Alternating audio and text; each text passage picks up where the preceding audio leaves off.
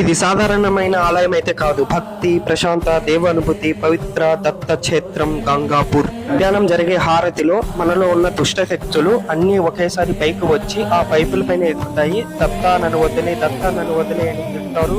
ఆ తర్వాత ఆ పైపుల పైన 3 times ఎక్కారంటే అవి ఆత్మలు ప్రశాంతంగా వెళ్ళిపోతాయి అని అక్కడ నమ్ముతారు. ఇక్కడ శ్రీ గురు చరిత్ర గ్రంథం చదువుతారు. చదవడం వల్ల మనశ్శాంతి వస్తుంది, భయం తగ్గుతుంది, గురు కట్టకం లభిస్తుంది, కుటుంబం సమస్యలు తగ్గుతాయి, ఆత్మిక శక్తి పెరుగుతుంది.